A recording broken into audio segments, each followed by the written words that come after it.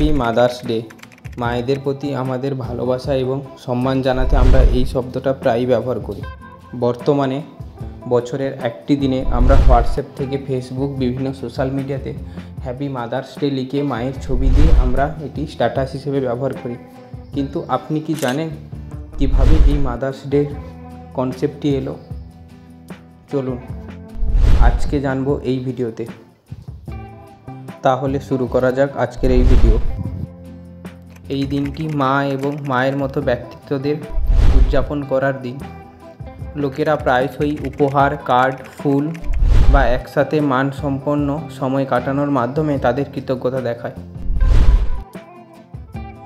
একজন মা একজন ব্যক্তির জীবনে অন্যতম গুরুত্বপূর্ণ ভূমিকা পালন করে।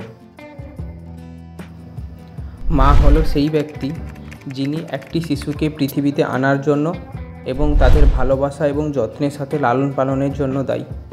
তার সন্তানের প্রতি নিঃস্বার্থ ভালোবাসা অন্য কিছুর সাথে কখনোই তুলনা করা যায় না। তারা সন্তানের মনোভাব নির্ধারণে একটি গুরুত্বপূর্ণ ভূমিকা পালন করে।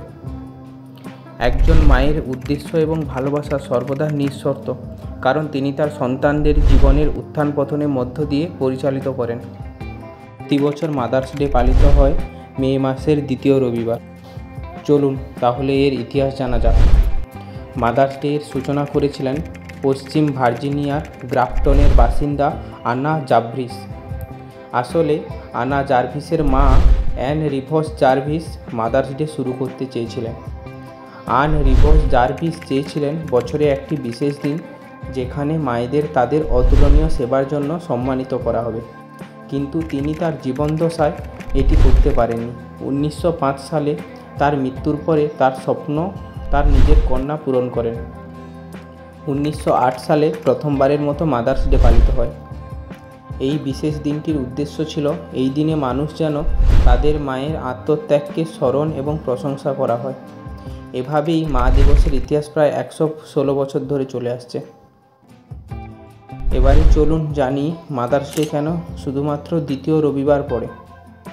আনা জার্ভিসের মা 1905 সালে 9 মে মারা যান। যেহেতু মাদার্স ডে ধারণাটি আনা রিভস জার্ভিসের ছিল, তাই তিনি চেয়েছিলেন এই বিশেষ দিনটি তার মায়ের মৃত্যুবার্ষিকীতে উদযাপন করা হোক। এই বিষয়টি মাথায় রেখে তার এক সহকর্মী আনাকে বুদ্ধি দেন যে মে মাসের দ্বিতীয় রবিবার মাদার্স ডে পালন করা হবে, এবং আনাও এতে সাড়া দেন। এভাবেই প্রতি বছর 9 মে পালিত হয় মা দিবস। এভাবেই মাদার্স ডে মে মাসের দ্বিতীয় রবিবার পালিত হয়। তবে একটি আশ্চর্য ঘটনা জেনে আপনি অবাক হবেন। এই কন্যা পরবর্তীকালে আবার মাদার্স ডে বন্ধ করতে চেয়েছিলেন, কিন্তু কেন? চলুন সেটাও জানা যাক। আনা জার্ভিস মাদার্স ডে সূচনা করার পর আবার এটি বন্ধ করতে চেয়েছিলেন, কারণ এটি বর্তমানে বাণিজ্যিকভাবে পালিত হচ্ছে, অর্থাৎ এর জন্য কালোবাজারিও শুরু হয়েছে বর্তমান দিনে। এই বিশেষ দিনটিতে সবাই তাদের মাকে ধন্যবাদ জানানোর জন্য এবং ভালোবাসা দেওয়ার জন্য ফুল কিংবা চকলেট কিংবা অন্যান্য গিফট, উপহার, টফি এগুলো দেওয়া শুরু করেছে। এর ফলে ওই জিনিসগুলো ওই মে মাসের দ্বিতীয় রবিবারে প্রচণ্ড চড়া দামে বিক্রি হচ্ছে, যা বর্তমানে কালোবাজারিতে পরিণত হয়েছে। তাই তিনি এতটাই বিরক্ত হয়েছিলেন যে মাদার্স ডে বাতিলের সুপারিশ করেন। 1920 সালে আনা অনেককে অনুরোধ করেন, কিন্তু তাতে খুব একটা কাজ হয়নি, কারণ সবাই ততদিনে মাদার্স ডে কনসেপ্টটাকে ভালোভাবে নিয়েছিলেন এবং পালন করা শুরু করে দিয়েছিলেন। কেমন লাগলো মাদার্স ডে দিনটি এই কাহিনী শুনে?